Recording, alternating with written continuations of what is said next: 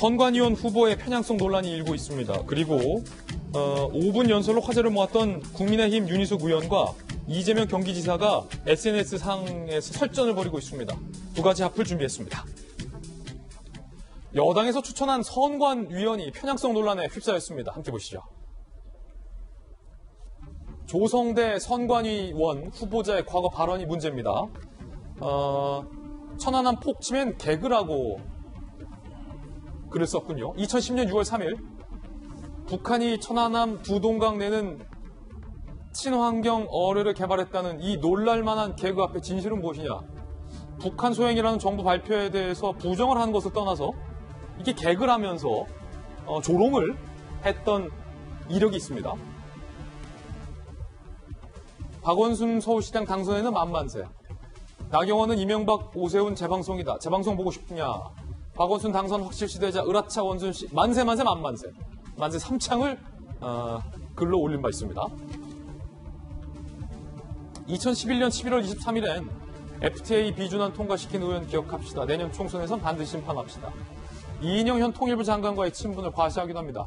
2012년 1월 SNS 모임 이인영과 영파와의 가입. 친한 선배 이인영이다라고 언급을 하기도 합니다.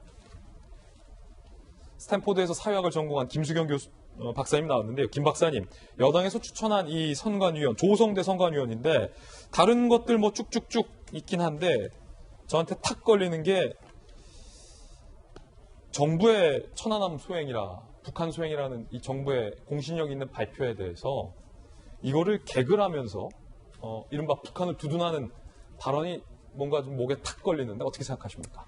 이 선관위원이 이제 9명 중에 3명은 국회에서 이제 추천을 하게 되어 있습니다. 그 중에 1명이 이제 여당 몫인데 여당 몫으로 이제 이분을 이제 민주당 쪽에서 추천을 한 거죠. 사실 뭐 코드 인사라는 게 이번 뭐 정부만 해당하는 게 아니라 어느 정부, 어느 정권이든 간에 정권의 어떤 철학이나 생각을 지지해주고 서포트해줄 수 있는 사람을 중요한 자리에 앉히고 싶은 거는 사실 어느 정부나 다 마찬가지입니다. 그런데 만약에 이 자리가 무슨 장관직 같은 거였다면 그분이 평소에 가졌던 어떤 정치적 편향성이라던가 생각 같은 것들이 이렇게까지 문제가 안 될 수도 있는데 문제는 이 자리가 어떤 선거의 중립성, 공정성을 판단해야 하는 자리이기 때문에 예전에 어떤 정치적 색깔이 너무나 뚜렷했던 친정부적인 어떤 색깔이 너무 뚜렷했던 사람을 이렇게 공정이 가장 중요한 자리에 앉히는 것이 과연 옳으냐 타당하냐 이런 거에 대해서는 논란이 있을 수 있다고 생각이 듭니다. 그리고 이제 아까 앵커가 말씀하셨지만 여러 가지 과거의 이제 발언들을 보면 이제 뭐 북한의 소행이다 천안함 사태 그 사건이 북한의 소행이다라는 것도 부정하는 듯한 발언들이 있었고 이런 것들이 좀 앞으로 진짜 이 선거의 공정성을 판단해야 되는 자리에서 과연 할 수 있을까?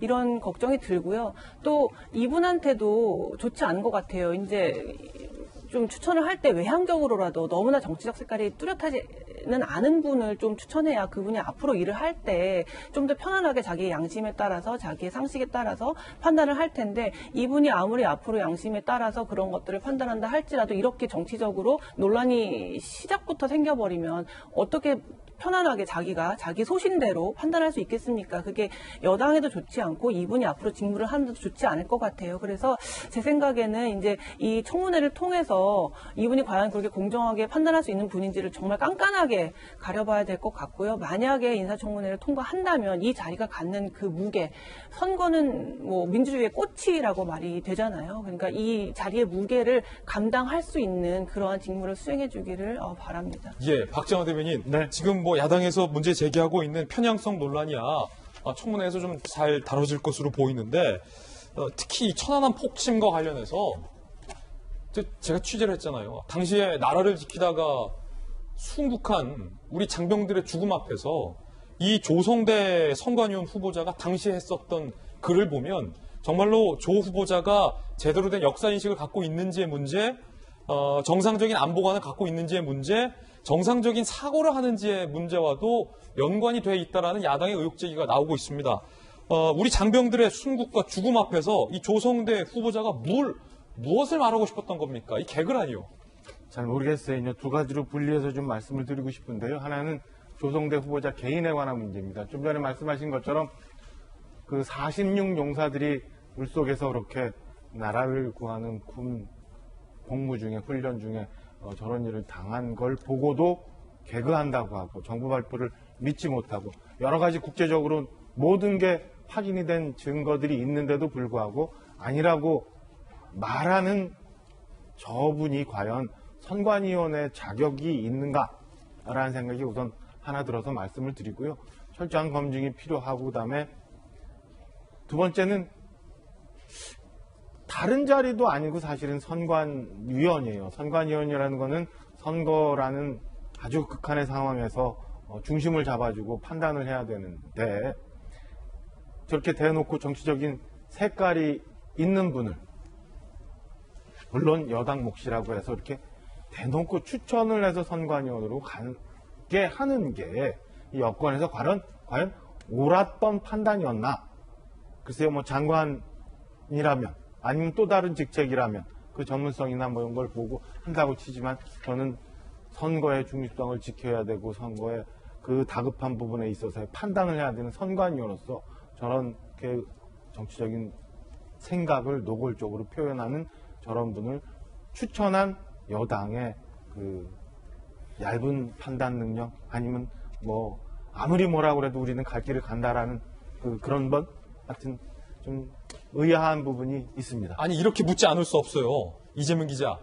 그 여야든 5.18 민주화 운동을 폄훼하는 정치인들의 인식에 대해서 전 국민들의 공분이 있었죠. 특히 지금의 집권 여당이 그 문제를 가장 문제시 삼았습니다. 우리나라를 지키다가 순국한 천안함 폭침 사건에 대해서 이런 식으로 조롱을 하는 발언들을 어떻게 여당이 이런 인사를 추천할 수 있느냐라는 야당의 제 질문 앞에서 과연 여당이 어떻게 대답할 수 있을런지에 대한 질문 드릴 수밖에 없습니다. 굉장히 뭐 심각한 문제죠. 근데 뭐 지금도 같은 생각을 하고 있는지는 아마 인사청문회를 통해서 내일 인사청문회가 있다니까 확인해 봐야겠죠. 지금도 여전히 천안함에 대해서 그런 어를 만들었다는 건 개그다라는 생각을 그대로 갖고 있는지에 대해서 다시 한번 뭐 야당 의원들이 아마도 굉장히 집요하게 물어볼 것 같고요. 전 분명히 이런 생각이 듭니다. 뭐 선관위원회의 정치적 엄중함, 중립성을 지켜야 한다는 건 뭐 강조할 필요가 없겠죠. 너무 당연한 얘기니까요. 그래서 위원이 되고 나면 당연히 특정 정당에 가입하거나 정치 활동을 할 수 없습니다. 문제는 이제 위원이 되기 전인데, 자, 위원에게 엄정한 정치적 중립성을 요구한다면 결국 위원이 되기 전 어떻게 살고 어떤 활동을 해왔는지를 봐야겠죠. 그런데 누가 보더라도 이분은 굉장히 특정 정치 성향을 보여왔죠. 그런데 물론 이게 지난해 초에 대통령 임명했던 조혜주 선관위원도 당시에 논란이 됐었습니다. 그때도 이 조혜주 지금 선관위원이 현재 문재인 캠프에 2017년 대선 캠프에 참여했느냐 안 했느냐 논란이 있었는데 당시에 민주당이 반박은 이거였습니다. 이명박 박근혜 정부 때도 당적이 있거나 정치활동한 사람들이 선관위원이 됐다. 이거 반박을 했는데 전 이런 생각이 듭니다. 그러니까 당시 여당도 그랬으니까 우리도 그럴 거다. 라는 것 자체는 굉장히 정치를 후퇴시키는 거죠. 그러니까 그런 비판을 했다면 지금 여당에서 그렇게 하지 말아야죠. 그런 점에서 정치를 진보시킨다는 게 뭔지 여권에서 다시 한번 좀 생각을 해봤으면 좋겠다 이런 생각이 분명히 듭니다. 예, 야당의 문제 삼는 발언 들어보시죠. 여당의 선거 전략가 조국 전 법무부 장관의 사수대로서의 역할을 하는 전형적인 펠리포스입니다. 중앙선관위라는 자리는 다른 어떤 자리보다도 정치적인 중립성을 요하는 자리이기 때문에